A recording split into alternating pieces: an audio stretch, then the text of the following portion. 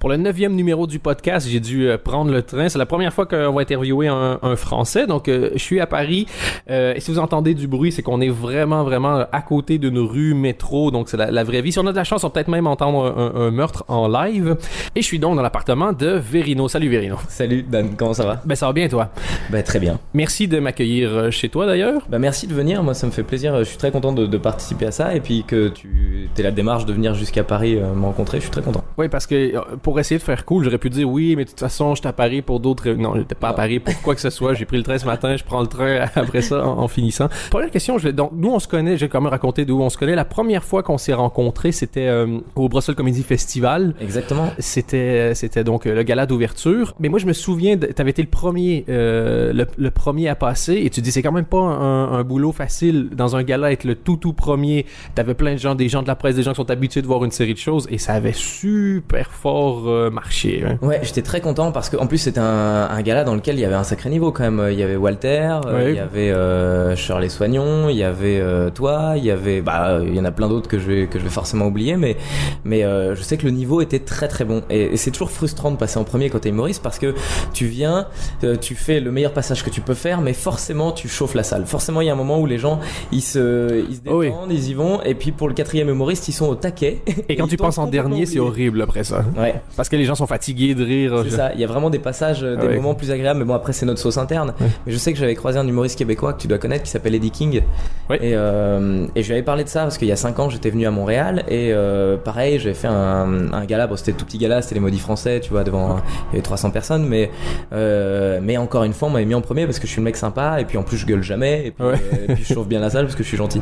Et du coup je disais putain mais c'est frustrant quoi, à chaque fois on me met en ouverture et à chaque fois les gens sortent en disant ouais c'était super la soirée, le mec là-bas je l'ai bien aimé, ils retiennent jamais ton nom. Ouais. Et il m'avait dit mais moi je fais un truc, c'est que je prépare un passage de fou et comme ça quand je passe derrière c'est impossible de venir derrière. Mais ça c'est le truc, quand t'es humoriste, donc on était à 7-8 pour ce gala-là, ouais. Et forcément jusqu'à ton passage tu regardes tout le monde parce que tu veux voir à quel point les gens dans la salle sont prêts à rire et tout, donc tu veux que ça se passe bien.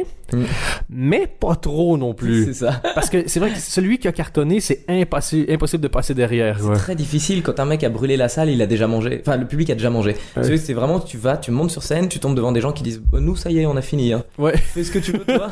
Mais nous, on a passé une bonne soirée, c'est plié, on n'a pas besoin que tu sois là, en fait. Et tu parlais du fait que donc t'es un gentil, tu cries pas. Là, c'est un type d'humour qui est assez difficile à pratiquer parce que tous ceux qui font de l'humour politique ou de l'humour trash ou ce que tu voudras, il y a toujours un effet qui va marcher à chaque fois. Tu viens de dire quelque chose de choquant, t'as attiré l'attention des gens, mais t'as fait remarquer quand tu fais de l'humour, moi j'appelle ça de l'humour de Mickey Mouse. Ouais. C'est vraiment pas facile. Toi, tu l'as vécu, tes débuts pour commencer à te faire connaître, c'était assez difficile? Ouais, en fait, moi j'ai toujours refusé déjà de faire de l'humour trash, violent ou des choses comme ça, parce que effectivement, comme tu le dis, le choc est là, le rire de choc. C'est-à-dire que t'as le mec dans le public, je pense à un bigard par exemple, quand t'es dans le public d'un bigard, il y a des réactions. Et, c'est peut-être pas un rire, mais c'est un oh.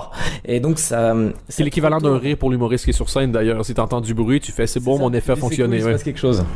Et moi je me refuse à ça parce que déjà j'adore que dans ma salle il puisse y avoir plusieurs générations.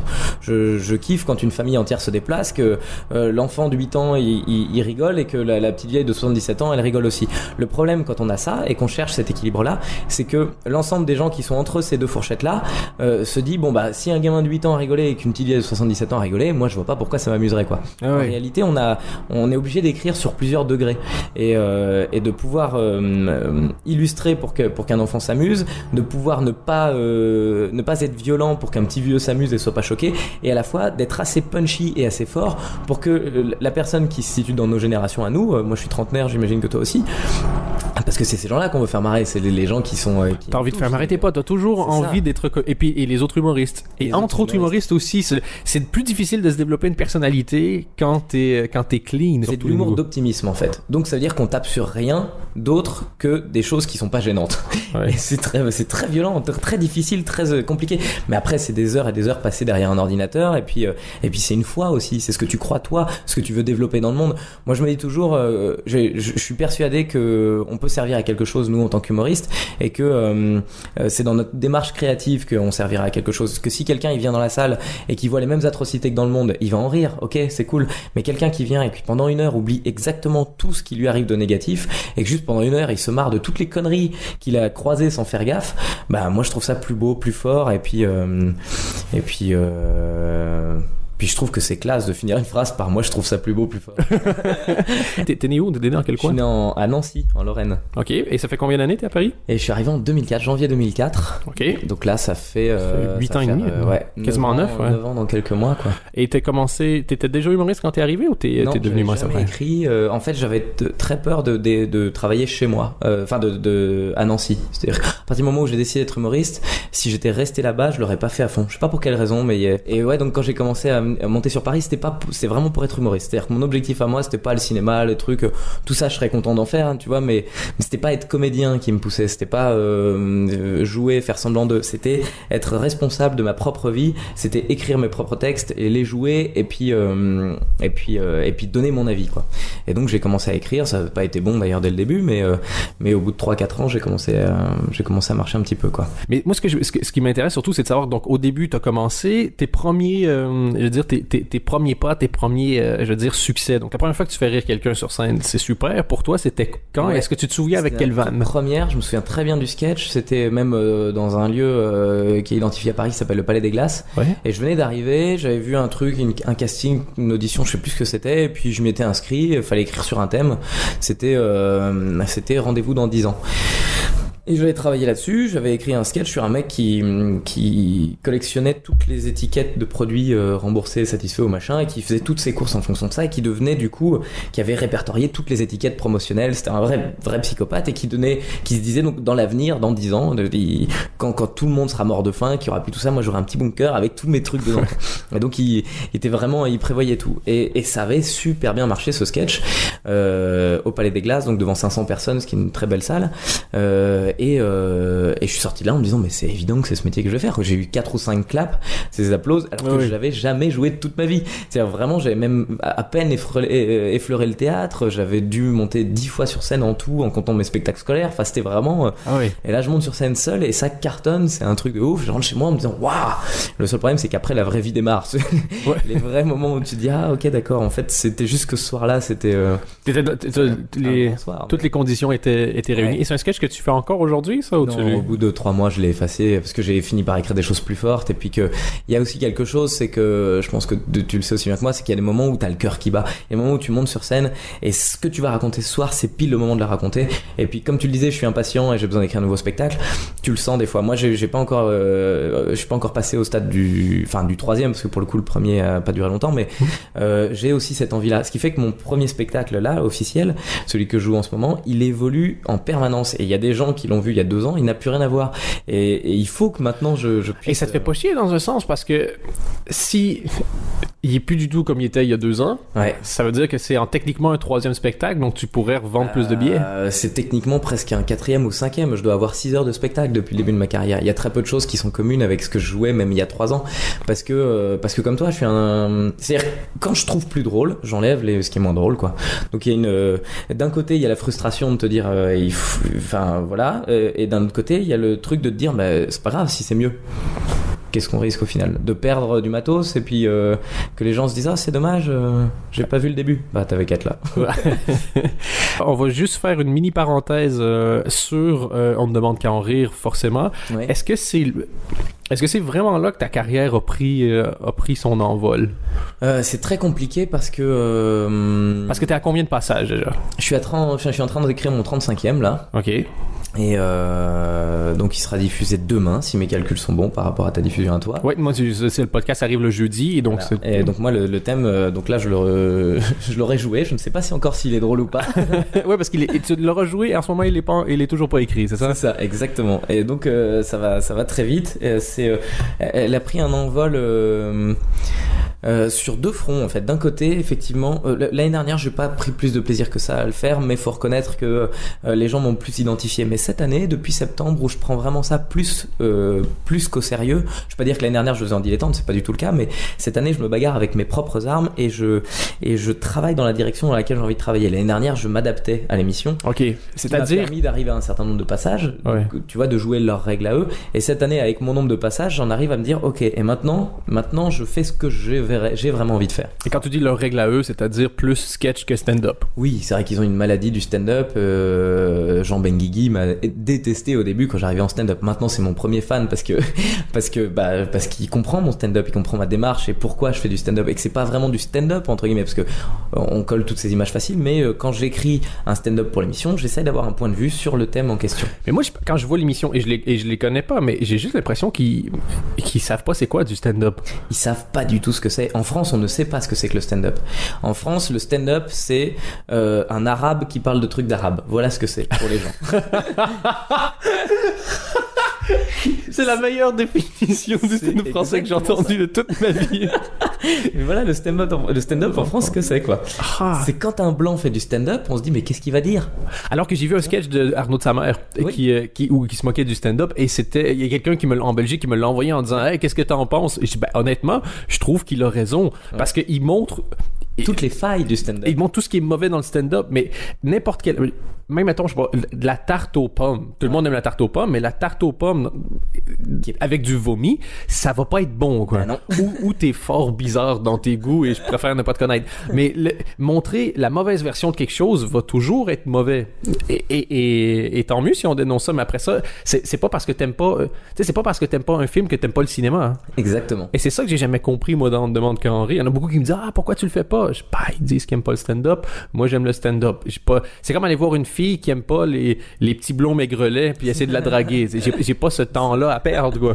C'est foutu d'avance. J'aime les grands blacks. Ouais. Tu fais... Je suis mal barré. Ouais. Moi, je me suis battu, justement. Je suis arrivé dans cette émission en me disant, bon, écoute, de toute façon, faut pas l'ignorer parce que c'est quand même quelque chose qui nous permet de nous montrer. Combien de téléspectateurs en France pour l'émission? Ça dépend, ça oscille entre 1 million et 2 millions. Et quand tu passes, c'est plus 1 ou 2 millions? J'en sais rien. Je veux pas savoir, ça m'angoisse trop. Si d'un coup tu sais que ton émission elle fait toujours 600 000 spectateurs, en fait personne veut te voir, les gens t'aiment pas. C'est le meilleur moyen de déprimer. Mais donc du coup, moi je pense que ils aiment pas le stand-up parce que les gens qui font du stand-up dans ces émissions sont pas. On en parlait avec Donnell Jacksman qui est un bon pote et qui est un stand-upper. Nous quand on fait un stand-up là-bas, on est obligé d'avoir des vannes d'une autre galaxie. Mais vraiment, c'est-à-dire qu'il faut que chaque vanne tape au bon endroit et que les gens se disent waouh et que ça ait l'air simple. Tu vois, c'est que tu donnes l'impression d'être le mec le plus drôle du monde, alors qu'en réalité tout le travail derrière il l'ignore complètement. Mais c'est comme en sport, plus que ça a l'air facile. Quand tu vois, mettons, tu vois Zlatan pour prendre un exemple français ici, ou ce qu'il fait, ça a l'air d'être facile. Et ben justement, la comparaison est parfaite, c'est que chez On ne demande qu'à en rire, ils préféreront un mec qui prépare l'attaque et qui met 10 minutes à arriver jusqu'au but et qui fait le truc bien proprement, qui fait les décalages comme il faut et qui marque, plutôt que Zlatan qui a un coup de ouf et qui tape à l'envers et boum. Parce que pour eux c'est waouh, il a eu un coup de bol, il a tapé à l'envers. Non, c'est des années de boulot pour arriver juste à taper dans le bon axe. Il a pas tapé au pif le mec, on est d'accord. Non, mais il y a aussi eu un coup de bol pour le coup par contre là. Je pense qu'il y a un coup de bol, mais il y a aussi le coup de à ce moment-là, si je fais ça, ça peut marcher. Comment est-ce que tu le vis? Parce que bon, t'as commencé, t'es dans une émission où il y en a plusieurs qui sont sortis et puis et qui ont des carrières qui ont assez explosé sur du côté mainstream.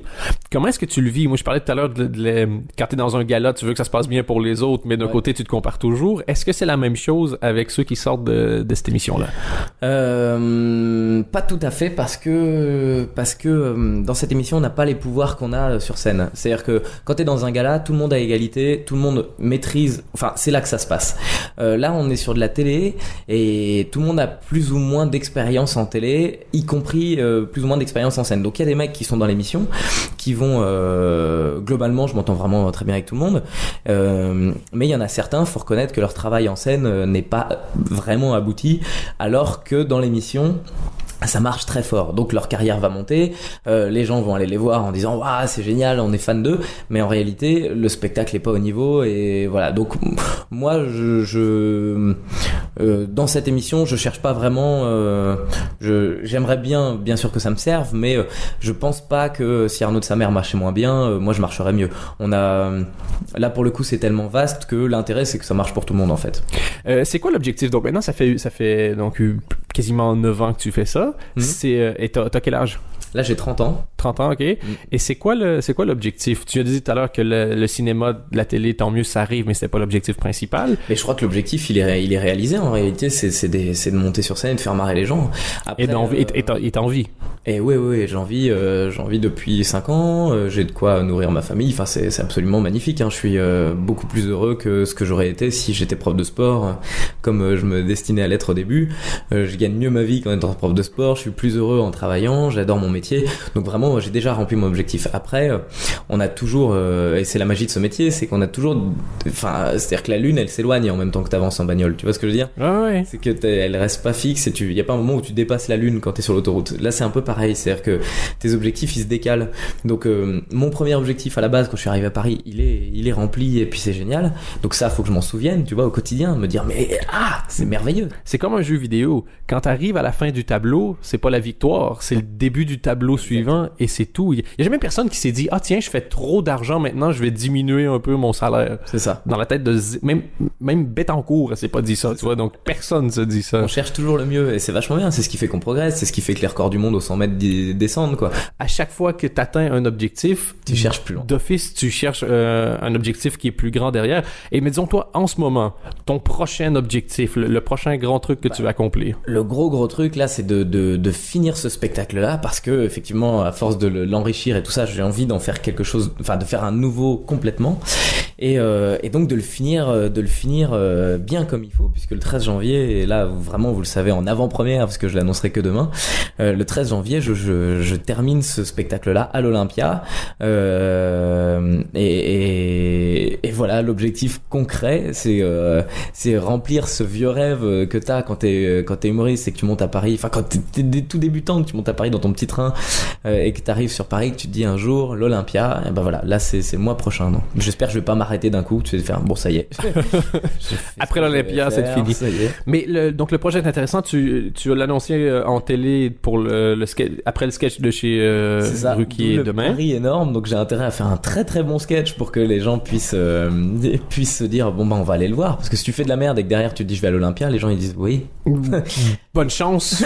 Allez, enfin. Et ben c'est sans nous. Et on va parler un peu du projet de manière générale. Déjà, moi, à titre personnel, il m'intéresse forcément un peu plus. Donne le site internet sur lequel les gens vont pouvoir aller. Et on a 2 adresses. Donc on a d'abord l'adresse verino.fr sur laquelle ils peuvent cliquer sur le lien, et puis l'adresse que tu as déjà entendue quelque part qui s'appelle demiplace.fr. Effectivement, déjà entendu. Mais juste avant que tu racontes le truc, faut que j'explique un peu. Moi, j'avais rien à perdre parce que je commençais. Toi, t'as quelque chose à perdre. Moi là, je risque gros. Si tu te plantes et que c'est pas vendu, puis que le spectacle est pas bon, t'as quand même. Là, moi, il y a des gens qui vont le savoir. Après, le spectacle, j'espère qu'il l'est depuis le temps que je le travaille.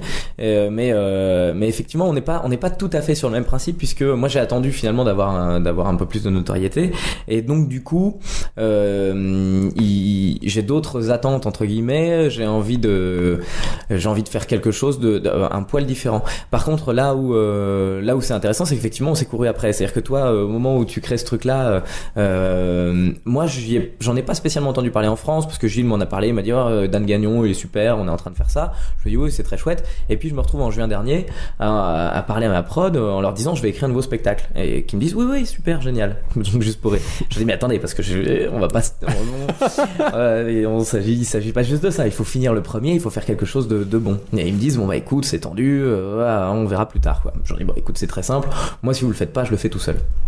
J'appelle Gilles en disant bon écoute, à partir de maintenant tant pis, c'est pas grave, moi j'ai envie de faire un truc, je voulais faire la Cigale à l'époque, je me dis que c'était chouette de faire une belle salle pour terminer le spectacle, et puis que je pense que j'ai une notoriété suffisante pour remplir une Cigale. Et c'est combien de places la Cigale? C'est 900 places. Ok. Donc voilà, nous on faisait 500 payants par semaine sur Paris. Je pense que oui, effectivement, ça peut être cool de faire une belle dernière. Et puis et Jules me dit ok, écoute c'est chouette, tu sais je t'ai parlé de Dan Gagnon là qui fait ce truc là.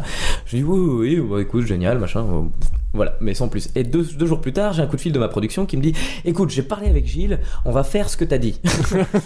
On va faire ce que t'as dit, on va faire une grande salle et tout, mais on le fait que avec toi, tout seul. D'accord, ok. Alors, donc ça veut dire que finalement, à quoi vous servez quoi? Bah, on t'aide, mais c'est toi tout seul qui fais le truc. Ok, bon, très bien, je pars là-dedans, mais ils me disent par contre, c'est pas la Cigale qu'on va faire, c'est l'Olympia. Ok, bon, alors à partir de là, il y a un enjeu plus grand. C'est combien l'Olympia déjà? L'Olympia, c'est 2000. Ok, ouais. Bah oui, je suis con. 2000places.fr. 80places.fr. Bravo! Ladies and gentlemen, Dan Gagnon. T'es prof de mathématiques dans une autre vie. Et donc du coup c'est très marrant parce que entre temps il y a encore l'histoire de Louis C.K. aux États-Unis qui commence à retravailler de cette manière-là, c'est-à-dire réduire les coûts pour que les spectacles soient moins chers, vendre les DVD de manière intelligente. Ouais. Et puis moi j'aime bien cette idée d'un coup, tu sais, d'éphémère. Là en plus on part là-dedans. Comme Internet se développe très vite, pourquoi l'émission de Ruquier marche très bien? C'est parce que toutes les semaines Verino écrit un nouveau sketch. Enfin Verino, chaque humoriste. Oui. Hein. Mais je parle moi pour moi, les gens qui me suivent, c'est-à-dire que c'est très sympa. J'ai fait 13 mois au 10h, j'ai fait 8 mois au Théâtre du Temple, 5 fois par semaine. C'est-à-dire qu'un mec qui m'aime bien, s'il revient me voir, il va revoir grosso modo la même chose.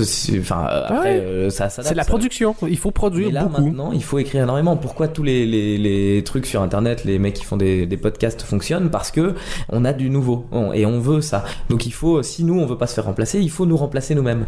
Et donc l'émission de Laurent Ruquier, c'est pas parce qu'il y a des notes qu'elle marche, c'est parce que tous les jours il y a du nouveau matériel. Et Louis C.K., c'est là qu'il est très fort, c'est que lui aussi il crée chaque année du nouveau matériel. Et je pense que t'as raison, on en parlait tout à l'heure, tu disais que t'étais en train d'écrire un nouveau spectacle, il faut qu'il y ait du nouveau matos quoi. Alors tout le monde va pas le voir tout de suite, on va gagner un peu moins de sous dans l'immédiat, mais en soi tu fais ta tournée dans tes villes habituelles, tu fais une grosse date à l'Olympia, ce qui fait qu'à chaque fois que ton spectacle est présent, c'est un je sais pas comment dire ça, un événement. C'est pas juste oh bah lui il est là depuis un bout de temps, ça doit marcher. Non, c'est ce soir les gars ou jamais. Ouais. Et du coup il y a quelque chose de magique qui se crée. Les infos c'est la nouveauté de toute façon. Si on n'en parle pas, t'existes pas. En Belgique c'est un peu moins vrai, mais à Paris t'as énormément de compétition. Il y a je sais pas combien de spectacles par soir différents. 300 ou 400.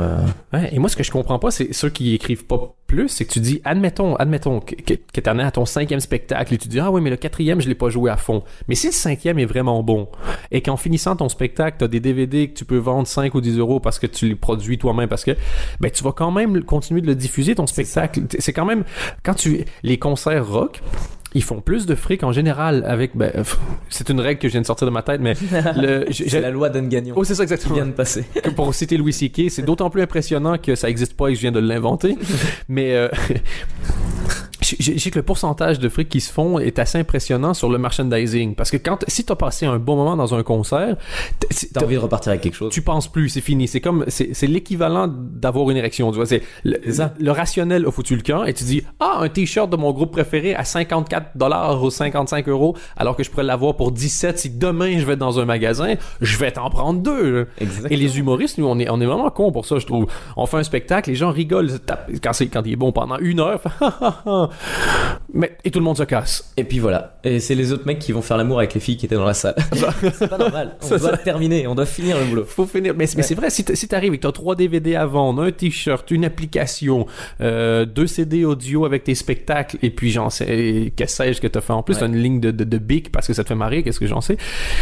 Là, ça sert à quelque chose. On peut pas se plaindre, je trouve que les humoristes, on peut pas se plaindre qu'on gagne pas super bien notre vie si on n'est même pas capable. On fait venir des gens. De capitaliser. Et t'es même pas capable de capitaliser là-dessus. Il faut. Après, c'est très dur parce qu'effectivement, pour l'instant, le marché n'est pas fait. Donc, c'est à nous de créer ça. Ben, c'est dur. En même temps, le marché est pas fait, mais donc il est pas saturé. Moi, au contraire, je trouve pas ça dur. Ouais. C'est juste dur encore, on revient aux mêmes choses. Les gens aiment bien copier quelque chose qui existe déjà et qui fonctionne. Mais quand les producteurs sont rassurés quand un mec vient avec un projet qui a déjà fonctionné. Tu vois, moi je pense qu'honnêtement, quand je suis arrivé avec mon idée chez Juste pour rire qui m'ont rionné, c'est pas vraiment le cas, mais voilà, quand je leur ai dit moi je vais le faire tout seul, le truc c'est pas grave, ils m'ont dit ok, mais quand Gilles est arrivé en disant ça a marché en Belgique avec Dan, les mecs ils ont fait ok. C'est pas vrai. Ce qu'ils ont fait d'abord c'est Qui? Ah oui, c'est vrai. Puis ils ont dit, minute. Donc le gars, il est pas connu et ça a quand même marché, oui. Verino! Finalement, On vient d'avoir une réunion. On trouve que c'est une bonne On a une idée de génie. On va faire ce que t'as dit. Et les places sont à combien? Les places sont à 19,99€.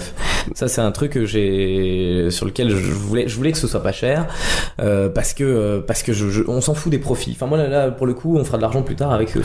Mais ça, c'est un autre truc. Si t'es populaire, tu vas faire de l'argent. Donc, commence par être populaire, puis après, tu sais, Facebook, c'est dans le film, il en parle.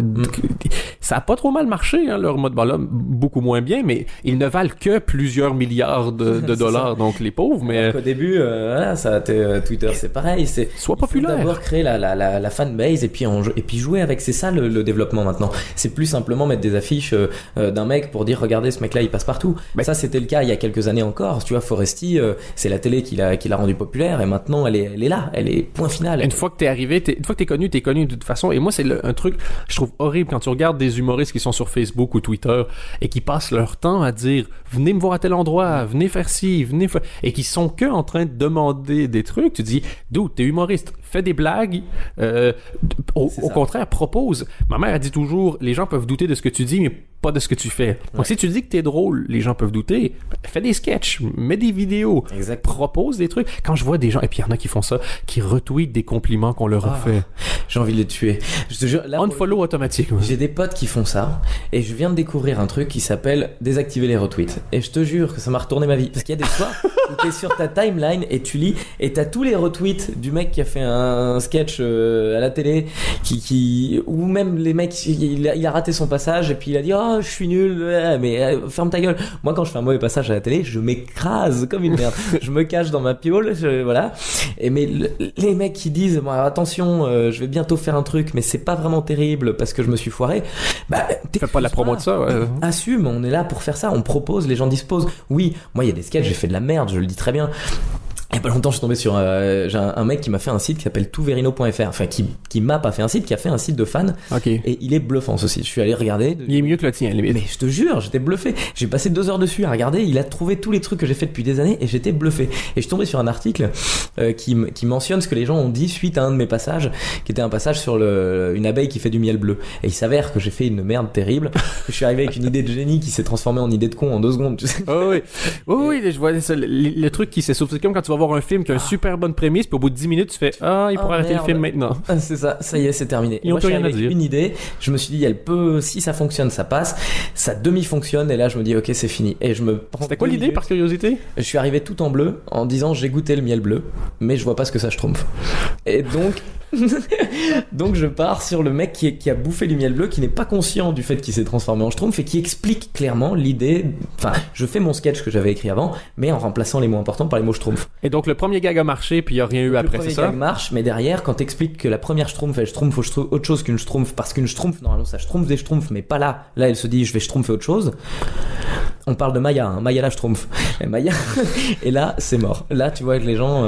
On fait. Non. C'est décroché, quoi. C'est-à-dire que tu te dis, ouais, mais je l'aime bien, il est gentil, j'ai envie de rigoler, mais ça marche pas. Et derrière, les mecs, ils te défoncent sur internet, et je tombe là-dessus, sur ce site.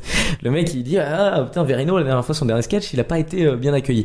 Et je regarde le truc, et je me dis, effectivement, les gens se déchirent, et je l'assume tout à fait. Moi, j'ai posté sur le truc, sur le site, en disant, effectivement, je suis assez d'accord avec tous ces gens-là. C'était de la grosse merde. Mais c'est ça qui fait mal. Ça fait mal quand on dit que t'es pas drôle. Mais quand t'es pas drôle, puis que t'as raison, qu'ils ont raison, t'es obligé de faire. Moi, quand un mec me dit t'es pas drôle, alors que moi, je suis persuadé de la vérité, et que je suis très content de ce que j'ai fourni, ça me fait chier que ça l'ait pas touché, mais mais c'est pas grave. Ouais. Je me dis, il y en a d'autres qui vont trouver ça drôle. Quand un mec me déteste, je suis embêté pour lui. Je me dis, le pauvre, tu sais, il est dans ma salle de spectacle. J'imagine toujours un type qui vient, qui a payé sa place, qui s'assoit et qui déteste ce que je fais. Je suis tellement emmerdé pour lui. Moi, ça va pas changer ma vie, hein. Mais je me dis, le pauvre. Putain, Jim Jeffries a le meilleur sketch là-dessus. Donc l'humoriste australien dont je parlais tout à l'heure, il dit, quand je fais des spectacles, puis il est assez trash, puis les gens font oh, je me dis toujours, ça c'est la merde, parce que c'est pas mon public, parce que mon public, il sait qui je suis, a payé des places, il est venu me voir, il sait que je suis trash.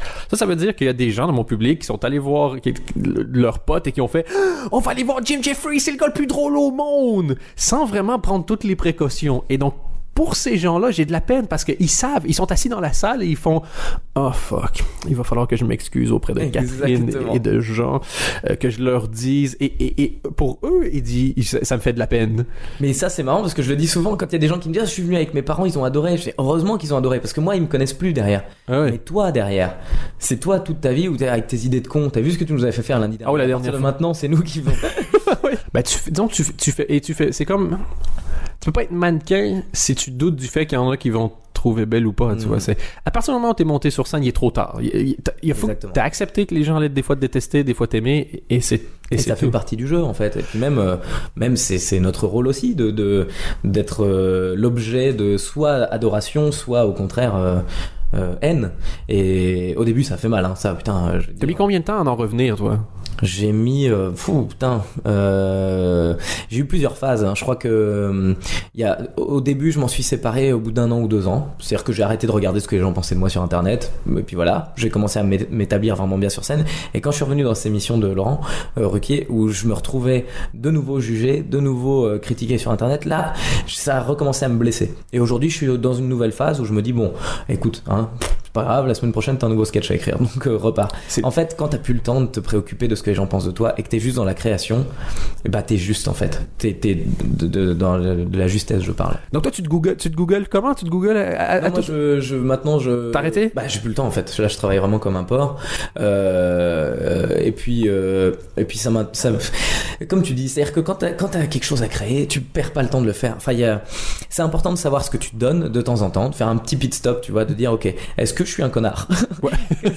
Comment les gens me perçoivent, parce que c'est ça qui est triste, c'est que des fois tu proposes des trucs et puis tu te rends compte un peu trop tard que ce que t'as proposé c'était une démarche beaucoup trop grande gueule. C'est comment va être perçu le fait que je fasse l'Olympia, tu vois? Est-ce que ça va être perçu comme putain il y va et il se défonce, ou est-ce que ça va être perçu comme pourquoi il se prend ce mec d'aller faire l'Olympia tout seul?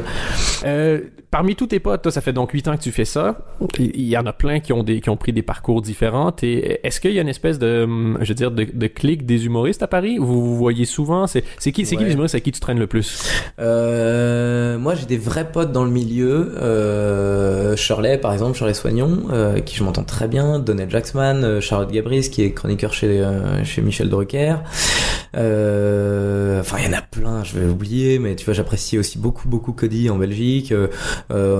Mais globalement, tout le monde s'entend bien. Globalement, on est tous dans le même truc et on a tous envie de faire des bons sketchs. Après, on a tous envie de même se faire marrer. On a eu plaisir à voir un pote qui cartonne. Et même si, en vrai, derrière, quand on passe, on se dit putain, faut que je fasse mieux. En vrai, honnêtement, je crois que on est dans une génération qui est volontaire, quoi. Quand on voit un mec qui fait un truc hyper drôle, on se dit pas putain fais chier, on se dit comment je vais faire pour être plus drôle, mais on se dit pas ah zut, s'il était moins drôle j'aurais pu faire carrière. Mais t'as pas envie de gagner chez les plus, t'as pas envie d'être le meilleur footballeur de Détroit? Ben non, parce que t'as envie de battre les meilleurs. Ouais, c'est ça, t'as envie d'être plus drôle que les mecs plus drôles, et à la fois on se rend bien compte aussi qu'on n'est pas des purs compétiteurs, qu'on n'est pas juste un record du monde de vitesse. On se rend compte que moi j'ai perdu tous les festivals que j'ai fait. Ouais, t'en as fait beaucoup? J'en ai fait un paquet et vraiment j'ai dû en gagner 2 et je sais pas pour quelle raison je les ai gagnés, mais à chaque fois j'étais derrière, à chaque fois j'étais le plus mauvais, à chaque fois j'étais machin, et je me suis rendu compte au fur et à mesure que finalement ce qui est essentiel, c'est que dans la salle il y a un mec qui est fait mais toi je te kiffe, c'est tout, c'est pour lui qu'on joue. Ouais. Et alors après il faut qu'il soit plus nombreux possible, donc il faut que nous on s'améliore, mais en vrai c'est pas parce que Arnaud de Samer sera moins drôle que ma salle sera plus pleine, hein. Je pense que si Samer décolle, ça va faire un appel d'air à tous les jeunes humoristes. Ça fait 15 ans qu'il est là, Arnaud, hein. Moi quand je suis arrivé sur Paris, c'était un des mecs où j'ai regardé, je me suis dit mais comment tu veux que je sois une star alors que ce mec là l'est pas encore? Ah ouais, il était je savais pas que ça faisait aussi longtemps qu'il putain, moi je l'ai découvert. Il y a un mec qui s'appelle Ben aussi, on avait passé une audition ensemble et les deux m'ont foutu une gifle. C'est-à-dire que moi ça faisait 6 mois que je jouais et j'ai vu ce que c'était que des vrais pros. J'ai vu ce que c'était que des vrais pros qui étaient pas encore connus. Alors que j'en étais au stade de me dire ouais ok, maintenant il va falloir que j'évolue, tout ça. Non, en réalité ça c'est des mecs, il y a plus qu'à la petite graine. Et c'est 8 ans plus tard que Arnaud il a eu la petite graine, quoi. 8 ans plus tard que par Ruquier il a explosé. Alors que ce mec là c'est des plombes qu'on sait tous dans le milieu qu'il est super fort. Et c'est ça qui est dur, je trouve. Quand tu commences à t'intéresser à un milieu, forcément tu connais que ceux qui ont du succès. Voilà. Et donc tu vois un degré de séparation séparation entre toi et les gens qui ont un succès. Et là, tu commences à connaître, tu vois l'antichambre, puis l'antichambre de l'antichambre, puis l'antichambre. Je me dis, mais je suis vraiment tout en bas, quoi. Oh, ouais. Et moi, quand j'ai joué au Deezer, c'était en 2009 que j'ai attaqué le Deezer, de 2009 à 2011. Enfin, échelonné sur, voilà. Quand je suis arrivé au Deezer, c'est une salle de 140 places qui est magnifique sur Paris. Enfin voilà. Moi, j'ai démarré dans une salle de 20 places. Quand j'ai démarré au Deezer au bout de 5 ans et que les gens ils disaient ah c'est sympa de voir les humoristes dans les petites salles, t'as envie de leur dire mais c'était pas une petite salle. les jeunes humoristes qui débutent. Et donc voilà, les gens ils ont cette image. Et encore chez Ruquier, on nous dit ah c'est bien, vous êtes tout neuf, vous êtes non, tous ça fait 10 ans qu'on est là, tous. Ouais. Ta vie est équilibrée en ce moment ou pas? Ouais. T'es pas trop monomaniaque? Je suis. Mon fils m'aide à l'être un peu moins parce que voilà, il te demande une attention totale. Donc quand tu rentres à la maison, t'as pas le choix. Enfin, tu vois, il y a un bain. T'es moins atteint psychologiquement depuis que t'as un... J'étais vraiment psychorigide avant. C'est-à-dire que t'en es à un stade, ton sketch il est parfait, mais tu vas quand même chercher le petit cheveu de plus. Donc il y a juste un moment où ça devient de la... ça s'approche de la maladie mentale. Ah ouais, il y a un moment où t'es vraiment fou, quoi. Parce que c'est du trouble obsessionnel compulsif ou... Complètement, c'est de la psychose. C'est que t'en arrives à un stade et puis tu t'es plus libre du coup de la même manière sur scène, alors que là maintenant, depuis 20 mois qu'il est là, je suis beaucoup plus cool. J'écris un sketch et puis je le joue avec mon cœur et j'essaie de l'améliorer, mais je sais reconnaître quand un travail est bien fait et que ça sert plus à rien d'aller tout casser pour reconstruire derrière. Parce qu'il y a des moments, c'était ça, hein. Moi, il y a un moment, pendant une période, j'ai détruit mon spectacle pour le reconstruire. Il est bien meilleur, on est d'accord, mais c'est 6 mois de travail intensif et je suis plus obligé de passer par là maintenant. Je peux le travailler sans être obligé de me faire une violence, sans être obligé de me couper un bras pour voir comment j'écrirais mieux avec l'autre, tu vois. Je suis pas obligé de devenir gaucher en me disant ça y est, je sais écrire du bras droit. Donc maintenant, je vais tester voir s'il n'y a pas d'autres idées qui sortent. Alors que maintenant, je connais mon style, je peux l'affiner et j'ai plus besoin de passer par tous les chemins du monde. Avec qui tu travailles? J'ai beaucoup écrit avec un mec qui s'appelle Greg Romano, qui est absolument vraiment déjà un super pote, et puis son spectacle est très très bon. Donc j'ai beaucoup écrit avec lui pendant mes sketchs l'année dernière. Là, depuis le début de l'année, je travaille tout seul sur mes sketchs de Ruquier, ce qui est très bien parce que ça me motive à progresser dans mon écriture. Et puis c'est un plaisir, j'aime beaucoup écrire. J'ai beaucoup de mal à m'y mettre. Je pense que comme tout le monde, quand t'as le moment où tu dis là il faut, c'est très difficile. Mais l'émission d'On ne demande qu'à en rire m'impose justement ce rythme. C'est de là que vient ta discipline. C'est le fait de pas avoir le choix parce que sinon t'arrives les mains vides à la télé et tu peux pas arriver les mains vides. Il y a des périodes où tu te la mets cette discipline, mais quand tu joues 5 fois par semaine, que tu te couches tard parce qu'il faut aller voir machin, que t'enchaînes, que tu pars en tournée, que tu prends le train tout le temps, honnêtement la discipline de te mettre au boulot, moi si je pouvais jouer tout le temps à Paris et que tous les matins il suffisait que j'ouvre mon ordinateur pour travailler et que j'avais pas 15 000 coups de fil, 15 000 interviews, 15 000 mecs à contacter, honnêtement je pourrais faire ça. Mais la discipline est très compliquée à avoir dans notre métier puisqu'on n'a pas de régularité dans ce qu'on fait. T'as pas envie un jour d'essayer tu te dis que t'aimes bien te mettre au défi, des fois essayer de patauger, de dire je vais arriver en télé, je vais essayer d'improviser. J'ai fait ça en spectacle. Je commence à faire ça. J'ai fait un spectacle il y a 2 semaines dans une école de commerce où j'ai fait 20 minutes d'impro avant le spectacle. J'ai démarré sur le plateau et je me suis dit, allez, pour une fois, ne va pas du tout dans ce que tu connais. Et j'ai fait 20 minutes d'impro et honnêtement, je suis allé tellement haut dans les impros parce qu'on est dans une école de commerce, il y a des trucs, ça venait tout seul et j'ai été tellement bon en toute objectivité. C'est juste, je sais que j'ai eu des rires énormissimes. Pendant 20 minutes, je me suis angoissé à me dire comment je vais rentrer dans le spectacle après, malgré toute la qualité de... Ouais. Ça fait peur de dire que tu es capable d'improviser quelque chose qui soit au même niveau d'un spectacle que tu travailles depuis des années. Et ça fait peur. Et puis il y a aussi cette espèce de truc dans lequel tu te mets où tu te dis finalement est-ce que ça sert vraiment à quelque chose d'écrire? Oui, ça sert à quelque chose. Parce que tu n'auras pas toujours la même ambiance à chaque fois. Mais il y a un truc beaucoup dans les humoristes qui sont dans leur spectacle, c'est tellement aussi une mécanique huilée que tu oublies de regarder. Il y a peut-être quelqu'un au premier rang qui a une réaction, un bruit qu'il y a derrière, la salle. Est-ce que tu as commencé en retard parce qu'il y a des problèmes de parking? En fait, tu t'empêches de communiquer. Alors que c'est la base de notre métier, c'est la communication. Et vraiment, c'est ça. Moi, ce à quoi je m'attelle depuis maintenant, cette année-là, depuis 8 mois, je suis à fond là-dedans. C'est-à-dire que quand il y a déjà, j'ignorais pas les choses avant, mais je faisais en sorte de garder le contrôle. Là, aujourd'hui, je fais en sorte de perdre le contrôle et de voir de voir où est-ce qu'on va. Parce que tu sais que tu connais tellement bien ton spectacle que tu peux retomber dessus. Tu retomberas dessus quoi qu'il arrive. Et puis la perte de contrôle, c'est aussi le moment où les gens perdent aussi pied.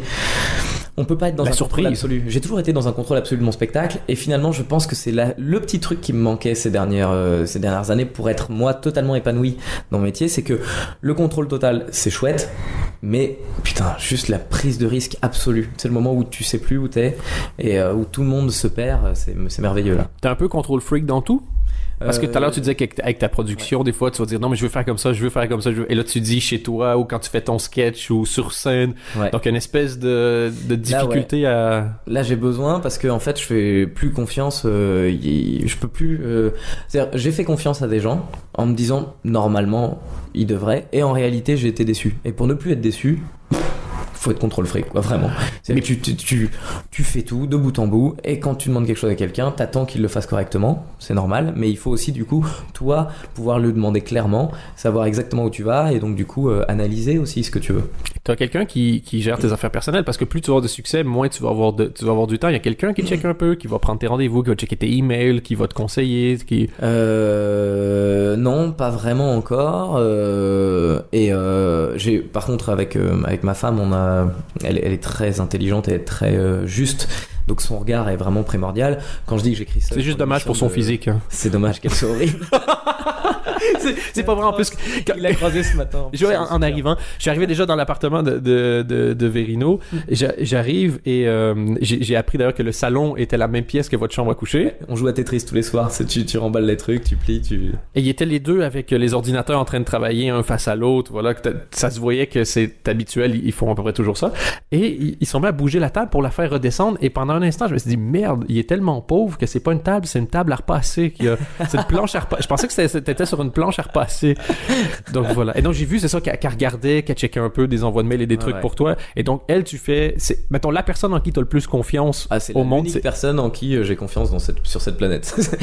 À qui je pourrais donner ma vie en lui disant vas-y, je sais que tu vas faire correctement. Il y a que elle.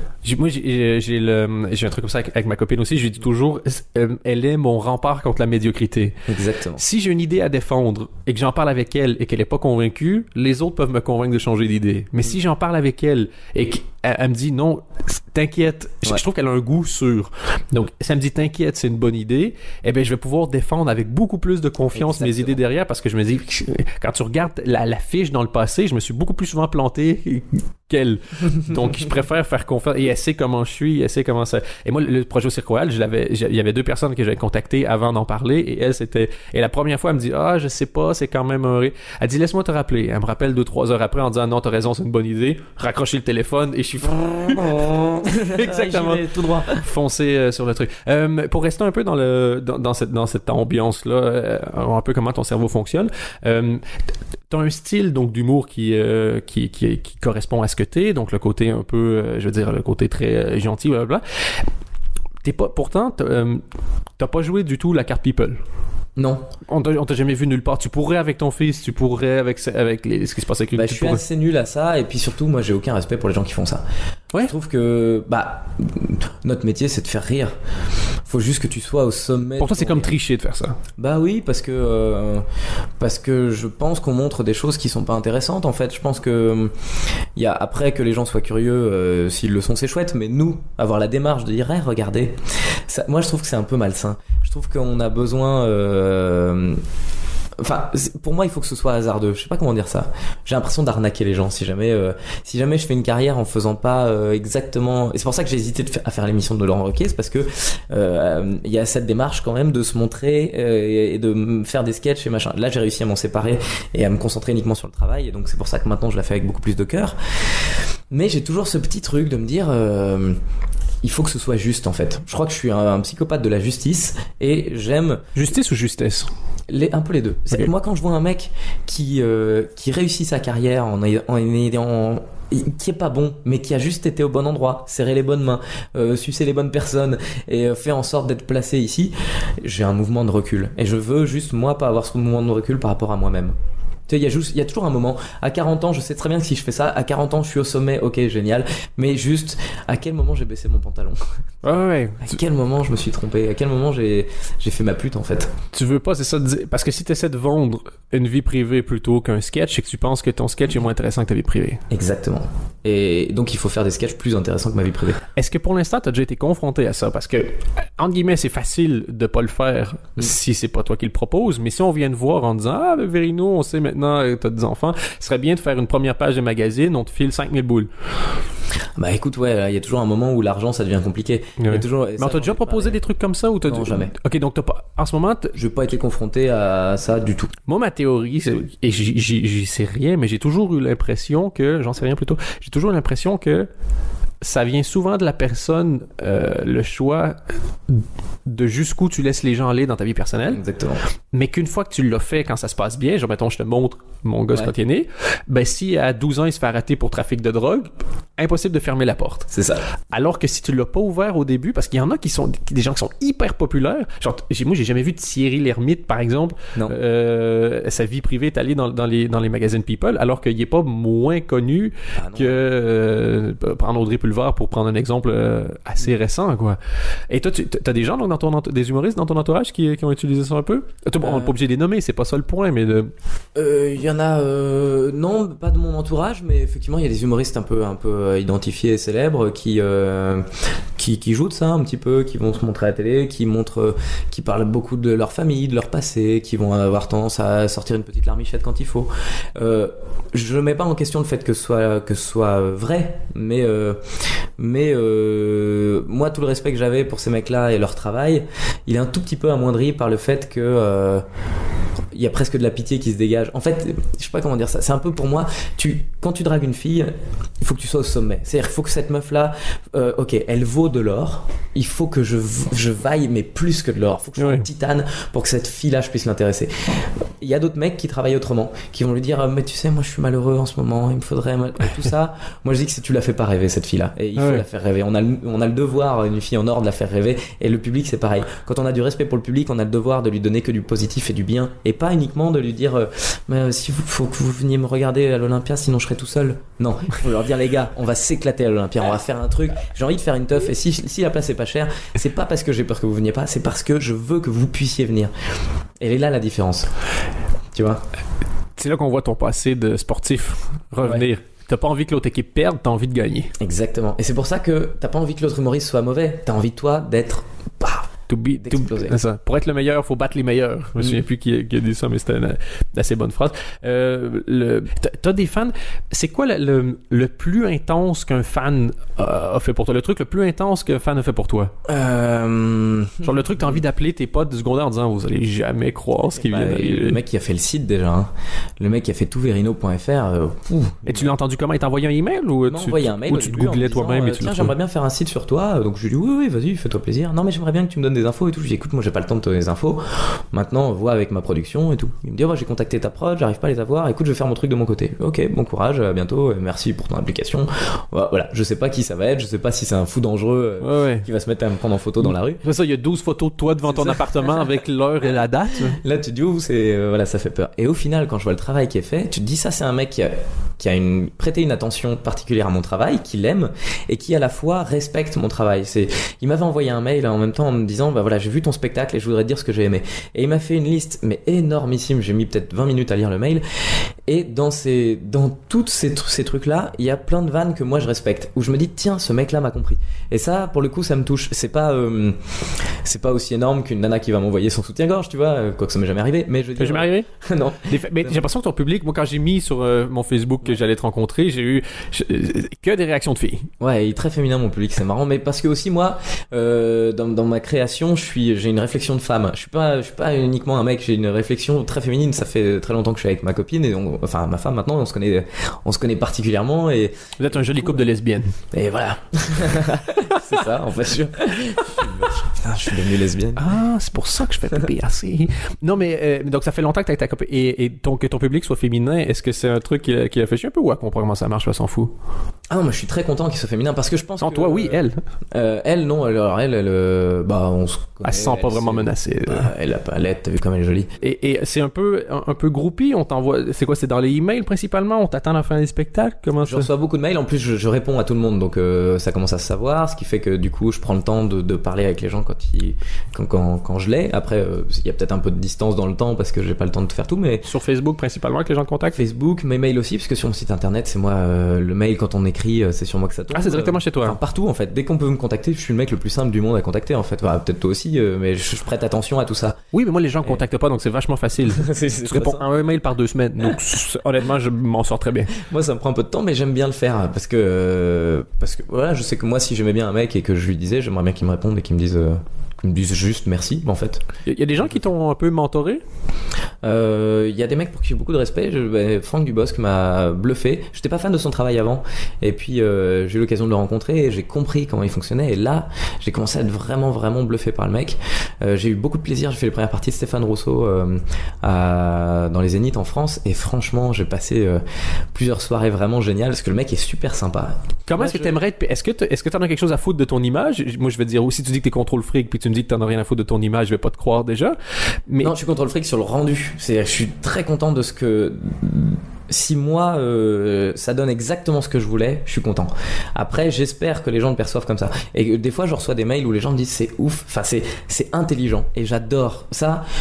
Quand les gens perçoivent ma subtilité d'esprit, il y a des fois des trucs où il y a quelques vannes très bonnes dans le spectacle où j'ai pas de rire, et je les garde quand même parce qu'elles sont très bonnes. Où j'ai 3 mecs dans la salle qui explosent, où vraiment ils font bah. Ouais. Et ça, parce que ces mecs-là, j'ai envie de leur donner juste ça. Ça, c'est pour nous. Peut-être que le reste de la salle comprendra pas et qui sera, il se dira, bah, c'est quoi ce bordel? Mais ça, pour moi, c'est très très bon, très précis. Et donc, voilà, on sera 4 à l'avoir vécu. Peut-être à l'Olympia, je vais me passer de ça parce que forcément, il faut qu'on soit plus large. Mais j'aime quand même ce côté-là, et j'adore recevoir j'adore quand on me dit que mon spectacle est intelligent. Je sais pas pour quelle raison, parce que je crois que je l'ai travaillé pour qu'il le soit, en fait, pour que ce soit... Parce que t'as des intentions et t'es content que les gens perçoivent les intentions, c'est-à-dire que t'es pas trop planté en le faisant. Puis moi, j'ai beaucoup de respect pour les humoristes. Quand je vais voir un mec et qui m'a bluffé par sa manière de faire, c'est pour ça que le stand-up est très bon, notamment aux États-Unis. C'est pour ça que toutes les réflexions, quand elles sont originales et qu'elles sont logiques, j'aime ça. Et donc j'ai du respect pour les mecs qui sont intelligents et qui... Souvent, je trouve que les meilleurs humoristes, c'est les mecs qui ont le plus de réflexion. Moi, il y a personne qui me fait rire si j'ai l'impression que c'est un con dans la vraie vie. Ouais. C'est comme, mettons, quelqu'un qui fait... on va prendre encore des exemples que je sais toujours, mais Louis C.K. il va faire des trucs racistes. Ça va me faire rire à mort parce que tu sais qu'il y a même un truc sur la pédophilie à un moment donné, alors qu'il est père de 2 filles. Là. Mais parce que t'es convaincu qu'il est pas comme ça, tu peux te permettre de rire. Exactement. Mais quelqu'un qui dit un truc, une blague raciste, et il subsiste un petit fond de doute, voir s'il l'est vraiment ou pas, tu peux pas rire. Tu peux pas rire à quelqu'un que tu trouves con, je trouve. Et c'est ça le défi. Et c'est toute l'ironie, parce qu'un humoriste qui te fait pas rire, souvent, il passe pour un con. Ouais, exactement. Ça, on le disait, hein. C'est que, t'es pas drôle, t'es débile, quoi. Enfin, il se trouve drôle, ce débile. Il y a pas on est fâché quand on te trouve pas drôle. On peut pas juste dire, ah, tiens, me fais pas marrer. Ouais, c'est ça. Suivant, quoi. Faut que je dise à toute la planète que ce mec-là, je le déteste. Et que c'est un imbécile. Et s'il y a quelqu'un qui sait pas, je vais l'appeler pour lui dire, quoi. Ah, voilà. Ben, écoute, sur le site 2000places.fr, sur Verino, aussi sur verino.fr, on va pouvoir suivre ton projet pour l'Olympia. Qu'est-ce qui va se passer sur ce site-là? Eh ben, écoute, on va suivre une logique qui est la logique d'un mec qui fait ce truc-là tout seul. C'est-à-dire que, comme tu l'as fait, on va suivre le projet réellement, voir pas à pas comment ça évolue, comment ça se travaille, ce qui se passe, comment moi j'essaye de contacter les gens pour exister un petit peu sans avoir d'attaché de presse, voilà. Et puis voir l'évolution, voir comment je vis le truc, voir comment ça se passe 50 jours avant un Olympia, quoi. 50 jours d'un mec qui fait tout seul l'Olympia. Est-ce que c'est quelles sont les angoisses, quels sont les enjeux, comment ça est-ce que ça descend à un moment, tu dis ah tiens c'est cool, je sais pas, parce que là toi tu l'as déjà vécu. Moi ce que j'ai vécu c'était au bout d'à peu près, donc t'as 50 jours, au bout d'à peu près 35 jours, tes nerfs sont usés et t'arrives plus à être stressé. Ouais. Tu vois, c'est comme une phase de relâche. Parce que et j'ai l'impression, et puis je peux pas comparer forcément, mais quand t'entends des femmes enceintes qui à la fin disent tout ce que je veux, c'est qu'ils sortent. C'est le même principe. À la fin, juste avant, genre la veille ou le jour même, t'es stressé, mais on dit ça doit être le plus grand moment de stress. Puis en fait, non, parce que tu veux arriver, tu veux être sur scène, tu veux le faire. Finissons. Exactement. Il faut que ça se passe bien ou mal, il faut passer à autre chose à un moment donné. C'est pour ça que je trouvais que 50 jours, à la base, on est pensé faire 100, mais 100, ça aurait été une torture et ça aurait cassé les couilles de tout le monde aussi, parce que il faut t'en revenir. Puis c'est long, il faut que les gens, je pense que l'intérêt c'est de donner à tout le monde vite. Et là, si tu le dis dans 50 jours, je suis à l'Olympia, le type il a envie d'être dans 50 jours à l'Olympia. Si tu dis dans 100 jours, il dit oui, on verra plus tard. Ouais, c'est entièrement d'accord avec toi. Ouais. Autre question bonus. Il y a des humoristes que t'aimes beaucoup qui sont venus voir ton spectacle, t'ont fait des compliments, genre quelqu'un où tu dis shit, venant de lui, ça fait quand même vachement plaisir. Dubosc qui m'avait vu au tout début en 2007 et il m'a pas mal filé de coups de main parce que c'est lui qui a parlé de moi à la prod, qui a dit alors où est-ce qu'il en est le petit jeune, faut le suivre, il est vraiment pas mal. Donc lui vraiment. Et tu savais qu'il était dans la salle quand il t'a vu? Oui, c'était lui qui parrainait la soirée. Ah ok, c'est bon, c'est pas genre t'es dans la salle d'un coup tu fais fuck. Oh no. C'est ça. Il y en a un nouveau qui a un show qui s'appelle W. Kamau Bell. C'est un black qui est assez drôle. Lui c'est ça, il est en show puis il y a tu vois Chris Rock dans la salle quoi. Oh la vache. Et tu fais genre et là d'un coup t'as la pression qui monte, tu fais plus une blague drôle parce que tu te sens jugé. Je crois qu'il l'a su lui ça à la toute fin et qu'il dit heureusement parce que si tu t'imagines tu t'en rends compte pendant.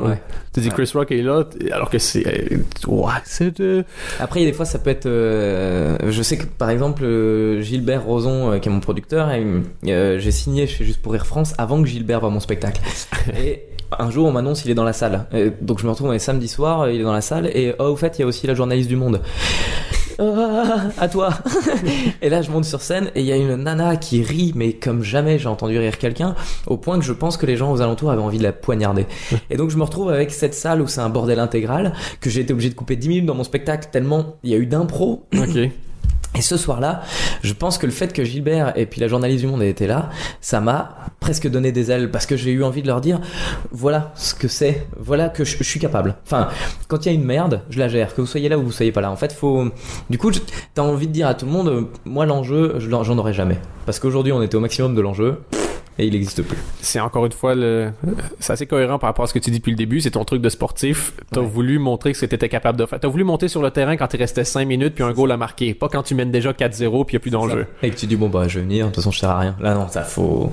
Je veux la balle. Et c'est pour ça que l'intérêt de cette grosse soirée à l'Olympia est là aussi, c'est de dire on peut taper un gros coup. Et je préfère peut-être... J'y réfléchissais, on en discutait avec ma femme justement écrire plus de manière plus régulière, créer plus de rendez-vous comme cela, plutôt que d'être pendant très longtemps dans une petite salle. Est-ce que l'intérêt il serait pas de taper je sais pas. Moi ce que je pense c'est que t'as plein de gens qui disent on n'arrive plus à vendre le spectacle vivant comme avant, et tous les humoristes travaillent comme des porcs sur le contenu, mais après ça ils essaient de le vendre exactement de la même manière dont ils se plaignent que t'arrives plus à le vendre. C'est pas normal. Ça fait zéro sens. Passe moins de temps à écrire ton spectacle et fais des trucs chouettes. Moi j'ai envie de faire une tournée un jour qui soit une tournée comme dans des salles où il y a des concerts rock où tout le monde est debout, tout le monde boit des verres. J'ai envie de faire un truc en extérieur parce que ça doit être marrant de faire un truc en extérieur. Et c'est pas toi qui m'avais parlé de la plus petite tournée ou la plus grande tournée des petites salles ou un truc comme ça? C'est ça, c'est un autre truc que j'ai envie de faire un jour, faire une tournée où tu fais genre 30 dates mais que dans des trucs où tu vas jouer dans un night shop puis dans une cour arrière puis filmer tout. Et filmer tout ça. Tu sais qu'un comptable se fasse chier dans son boulot, je peux comprendre, mais qu'un humoriste se fasse chier dans son boulot, ça va pas la peine, man. Non. Ça va pas la peine. Donc faire des trucs, en fait, on est supposé faire du divertissement, on le fait dans le fond, mais dans la forme, on fait ça de la même manière qu'une fucking soirée de poésie. Oui, parce qu'on a peur que les gens ils soient pas, il faut leur dire, faut leur prendre la main et leur dire regardez, ceci est du divertissement, ne vous inquiétez pas, vous pouvez vous divertir. Alors qu'en réalité, aujourd'hui, on a besoin que ce soit le bordel. Pourquoi Bref cartonne cette série qui est absolument géniale, c'est parce que Kian il s'est pas posé la question. Il en a eu des soucis, je le connais bien. Il y a eu des moments où c'est pas facile, mais au moment où il a créé Bref, il s'est dit je vais faire ça. Et quand Canal+ a dit on va changer, il a dit non. Et quand machin a dit on va faire un DVD comme ça, il a dit non. Parce que voilà, tu fais tes choix et non, je fais comme. C'est tout le problème, je trouve, vient du manque de confiance en soi. Il y en a qui préfèrent se planter en écoutant les autres parce que comme ça ils se sentent moins responsables. Alors que ça fait tellement plus mal de se planter en étant toi-même. Ils pensent, mais c'est pas le cas. Tu te plantes en étant toi-même. Il y a des mecs qui ont une confiance en eux qui empêche l'écriture. Je crois que justement il faut jongler entre les deux. Moi je connais un humoriste là qui est je citerai pas son nom parce que voilà. Parce que ça ferait chier Franck Dubos de ça. Non, c'est un mec qui est pas connu. Mais nous, c'est notre blague entre nous. Tous les humoristes, on sait qui c'est. Et c'est le plus gros ratio confiance en lui et talent. C'est-à-dire que il a absolument rien d'intéressant à raconter. Les petits trucs intéressants qui peuvent faire sourire, c'est des trucs qu'il a piqué aux autres mais qui fait en moins bien. Et derrière, il a un melon mais d'une autre galaxie. Et quand il te raconte ces trucs, il est toujours au sommet dans sa tête. Et ces mecs-là, tu te dis, il leur manque, c'est la petite graine du doute, le petit truc qui fait je ne suis pas assez bon. Alors que les gens rigolent comme des oufs, mais je ne suis pas assez bon. Et il faut être toujours pas assez bon en fait, parce que sinon on crée plus rien. Pour ça qu'il faut des succès et des échecs. Les succès, ça te donne l'énergie de continuer. Les échecs, ça te donne le coup de pied au cul de rentrer chez toi puis de tuer du matériel. Mais quand qui vit des échecs tous les jours et qui est persuadé que c'est des succès, tu te dis il pourra jamais. C'est pas possible. Mais en même temps, c'est pas anormal qu'il voit ça comme des succès s'il a jamais vécu un succès. il y a rien à mettre en comparaison. Un jour il va faire. Alors c'est ça le. C'est-à-dire que depuis le début je me plantais. Oh désolé les gars. Putain la loose. En tout cas, Verino, on va arrêter maintenant. Ça fait déjà un bon bout de temps qu'on discute. J'espère que ça va très bien se passer pour toi à l'Olympia. On va suivre ça. J'espère aussi, ouais. Avec.